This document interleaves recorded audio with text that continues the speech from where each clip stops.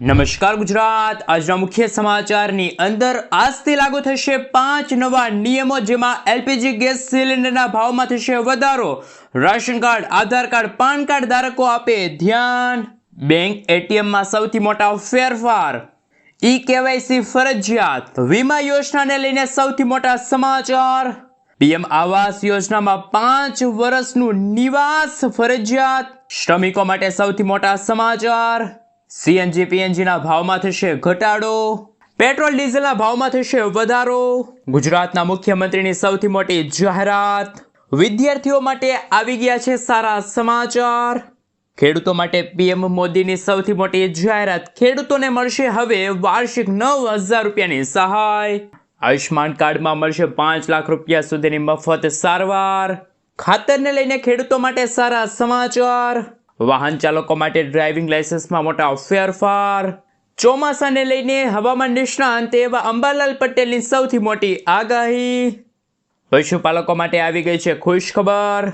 સોના ચાંદીના ભાવમાં થયો છે ઘટાડો। અને આજના સૌથી મોટા ખેડૂત ઉપયોગી સમાચાર જાણીશું આજના આ વિડીયોની અંદર।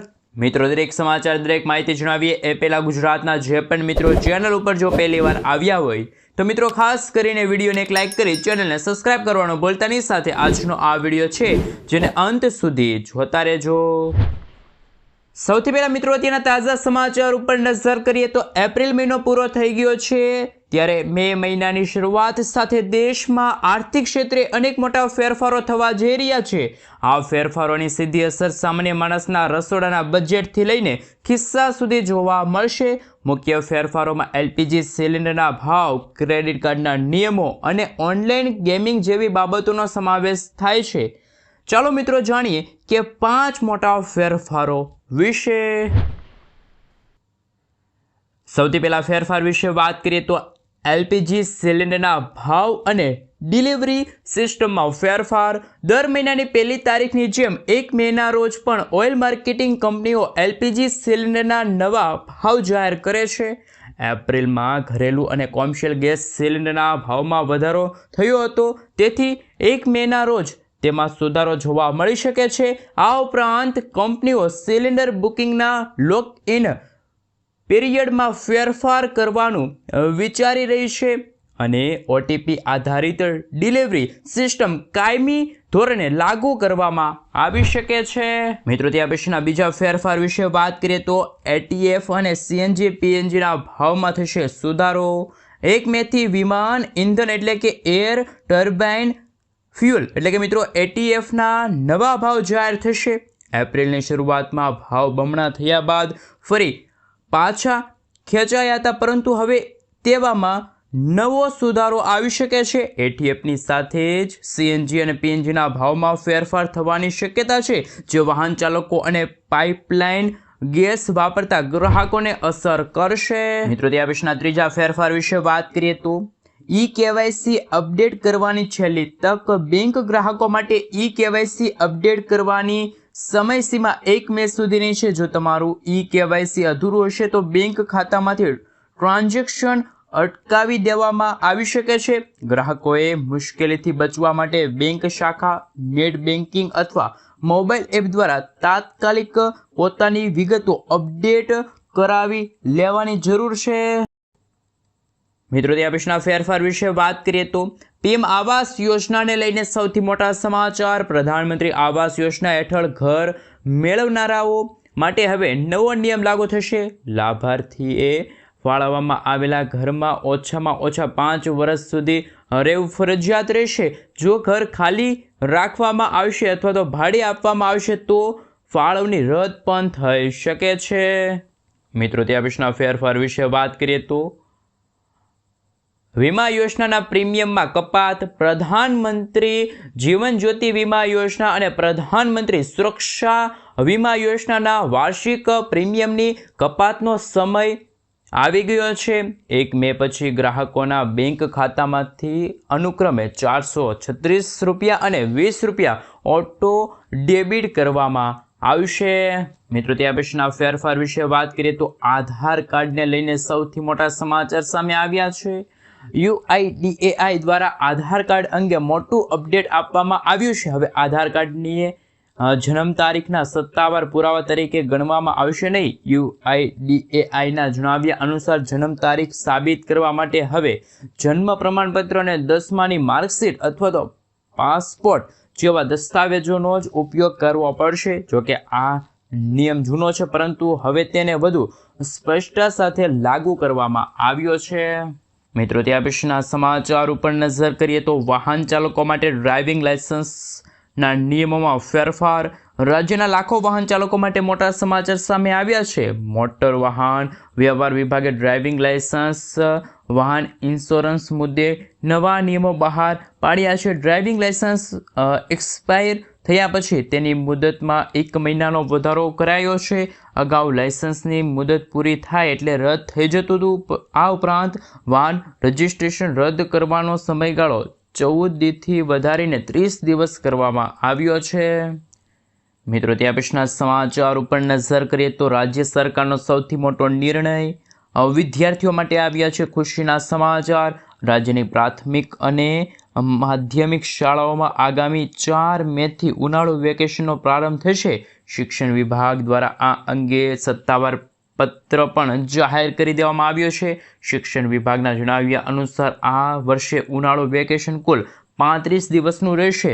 વેકેશન શરૂ થવાની તારીખ 4 મે 2026 અને વેકેશન પૂરું થવાની તારીખ 7 જૂન 2026 જાહેર કરવામાં આવી છે. તો ખાસ વિદ્યાર્થીઓ, શિક્ષકો અને વાલીઓ માટે ઉનાળુ વેકેશનને લઈને સૌથી મોટા સમાચાર સામે આવી રહ્યા છે. મિત્રો, ત્યાં પછીના સમાચાર ઉપર નજર કરીએ તો યુપીઆઈ પેમેન્ટને લઈને નવા નિયમો. યુપીઆઈ યુઝર માટે સારા સમાચાર સામે આવ્યા. હવે નાના ટ્રાન્ઝેક્શન માટે વારંવાર પિન નાખવાની જરૂર પડશે નહીં. યુઝર હવે પિન વગર જ 5,000 રૂપિયા સુધીનું ઓનલાઈન પેમેન્ટ કરી શકે છે.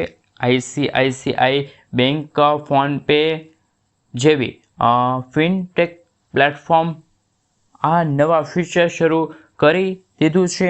યુઝરને ફિંગરપ્રિન્ટ અથવા તો ફેસ ઓળખથી જ પેમેન્ટ કરવાની મંજૂરી મળશે. 5,000થી વધુના ટ્રાન્ઝેક્શન માટે પિન નાખવો અનિવાર્ય રહેશે. મિત્રો, ત્યાં પછીના સમાચાર ઉપર નજર કરીએ તો ખેડૂતો માટે આવ્યા છે સૌથી મોટા સમાચાર.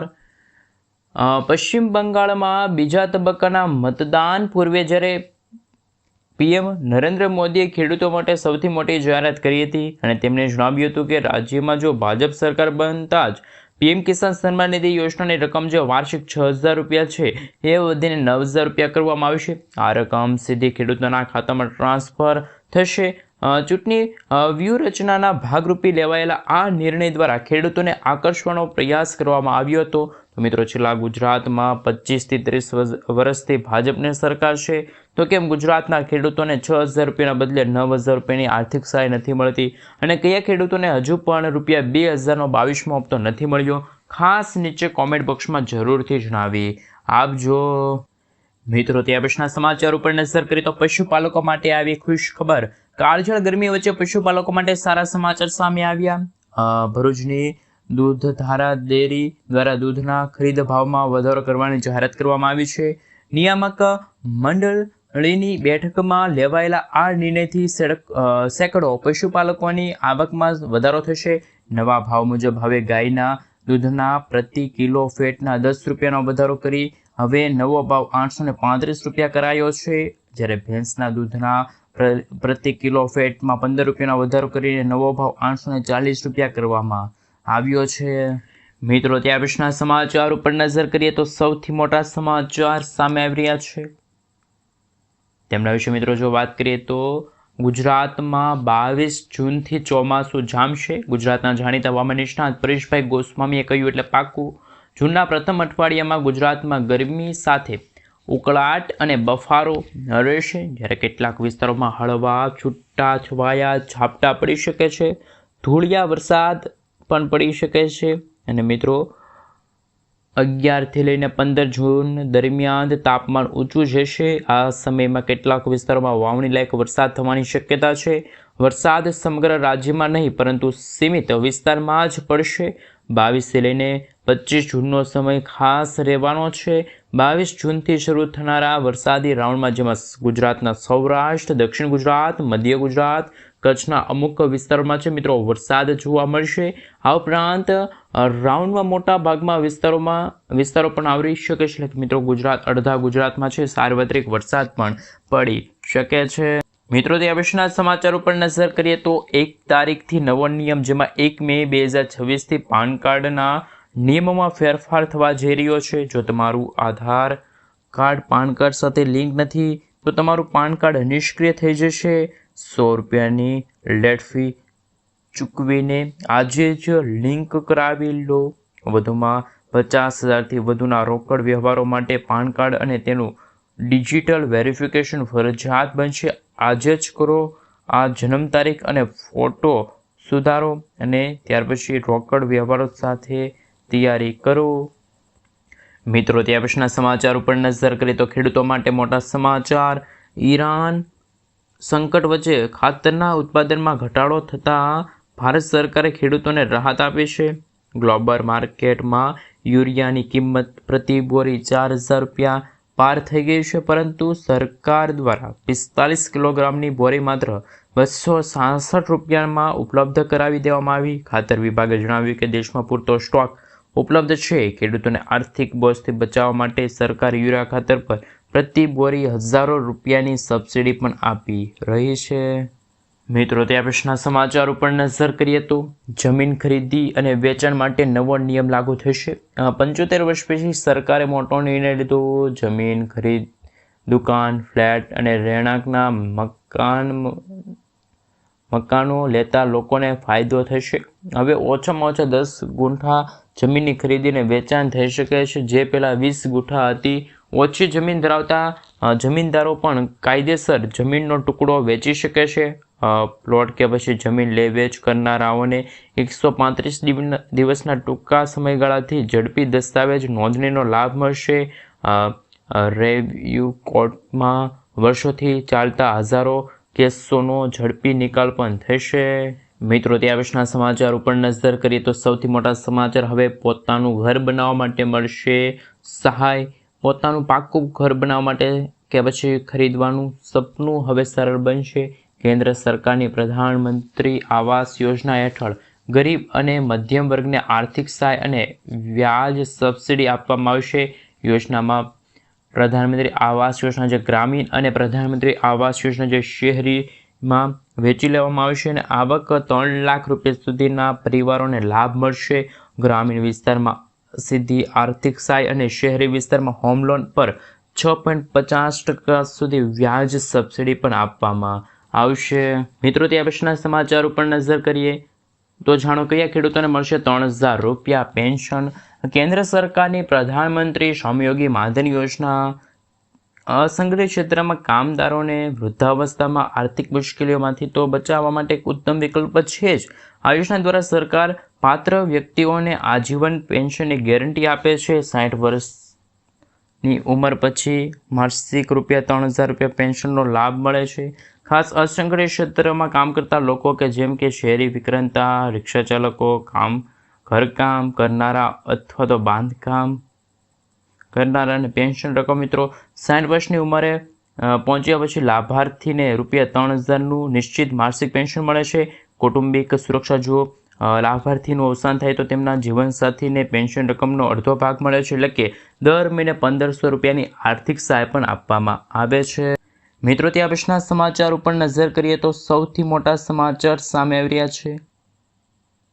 સૌરાષ્ટ્ર અને કચ્છમાં ડેમોમાં પાણીની ચિંતાજનક સ્થિતિ સર્જાણી છે. રાજ્યમાં કાળઝાળ ગરમી વચ્ચે જળાશયોમાં પાણીનું સ્તર સતત ઘટી રહ્યું છે. સરદાર સરોવર સહિત 207 જળાશયોમાં હાલ 60% જળ સંગ્રહ છે. સૌરાષ્ટ્રમાં 44% છે. કચ્છમાં માત્ર 36% જ પાણી બચ્યું છે, જે ચિંતાજનક સમાચાર છે. જો ચોમાસું મોડું આવે તો આ વિસ્તારમાં પાણીની ખેંચ પડી શકે છે. માત્ર 2 જળાશયો 100% ભરેલા છે. 80% જળાશયોમાં 25%થી પણ ઓછું પાણી બચ્યું છે. મિત્રો ત્યાર પછીના સમાચાર ઉપર નજર કરીએ તો અમરેલી માર્કેટિંગ યાર્ડમાં ભાવ શું ચાલે છે. અમરેલી માર્કેટિંગ યાર્ડમાં આજે મગફળીનો ભાવ 1150થી લઈને 1430 રૂપિયા પ્રતિ ક્વિન્ટલ ભાવ બોલાયો. મગફળી ફાડાનો ભાવ 1500થી લઈને 1840 રૂપિયા સુધી બોલાયો. સફેદ તલનો ભાવ 1550થી લઈને 2300 રૂપિયા સુધી બોલાનો. બાજરો રૂપિયા, જુવાર 435થી લઈને 870 રૂપિયા, ઘઉં ટુકડા જેમાં 410થી લઈને 540 રૂપિયા સુધી ભાવ રહ્યો છે. ઘઉં લોકવન જેમાં 415થી લઈને 510 રૂપિયા છે. મગનો ભાવ છે મિત્રો 1800 રૂપિયા છે. ચણાનો ભાવ 800થી 1050 છે. ચણા દેશીનો ભાવ 1030થી લઈને, સફેદ ચણાનો ભાવ 1015થી લઈને 1020 રૂપિયા સુધી છે. અને છેલ્લે ચોલે ચણા છે એનો ભાવ 1175થી લઈને 1465 રૂપિયા સુધી ભાવ બોલાનો છે. મિત્રો ત્યાર પછીના સમાચાર ઉપર નજર કરીએ તો સોના ચાંદીના ભાવમાં થયો ઘટાડો. સોના ચાંદીના ભાવમાં ઘટાડો જોવા મળ્યો છે. રાષ્ટ્રીય રાજધાની દિલ્હીમાં 24 કેરેટ સોનાનો ભાવ ઘટીને 1,50,580 રૂપિયા પ્રતિ કિલોગ્રામ 10 ગ્રામ પહોંચી ગયો. જ્યારે અમદાવાદ, રાજકોટ, વડોદરા, સુરતમાં 22 કેરેટ સોનાનો ભાવ પ્રતિ 10 ગ્રામ જેમાં 1,37,940 રૂપિયા છે. જ્યારે 24 કેરેટ સોનાનો ભાવ પ્રતિ 10 ગ્રામ 1,50,480 રૂપિયા છે. બીજી તરફ ચાંદીનો ભાવ ઘટીને 2,54,000 રૂપિયા પ્રતિ કિલોગ્રામ પણ ટ્રેન્ડ રહ્યો છે. મિત્રો ત્યાર પછીના સમાચાર ઉપર નજર કરીએ તો આયુષ્યમાન કાર્ડને લઈને મોટા સમાચાર. જો આયુષ્યમાન કાર્ડ રિન્યૂ કરાવો તો 30 દિવસ વધુ મુદત આપવામાં આવી છે. જો કે આવકના દાખલાની મુદત પૂરી થઈ ગઈ છે તો આયુષ્યમાન કાર્ડ રિન્યૂ કરાવવું પડશે. 70 વર્ષથી વધુ અને NFSA કાર્ડ ધારકો જેમને હાલમાં અનાજ મળે છે તેમને રિન્યૂ કરવામાં છૂટ આપવામાં આવી છે. નવો આવકનો દાખલો કઢાવી અને આધાર કાર્ડ સાથે રાખી રિન્યૂ કરાવો. 30 એપ્રિલ 2026 સુધીમાં જો કાર્ડ રિન્યૂ નહીં કરવામાં આવે તો આયુષ્યમાન કાર્ડ બ્લોક થશે. સરકારની જાહેરાત છે. આયુષ્યમાન કાર્ડ રિન્યૂ કરવા માટે સરકારે છેલ્લી તારીખ 31/3/2026 આપી હતી, પરંતુ ફરી એકવાર 1 મહિનો વધારવામાં આવ્યો હતો. એટલે મિત્રો છેલ્લી તારીખ 30 એપ્રિલ સુધી થઈ. અને મિત્રો મે મહિનો શરૂ થઈ ગયો છે. મે મહિનામાં આયુષ્યમાન કાર્ડ હવે બંધ પણ થવા લાગ્યા છે.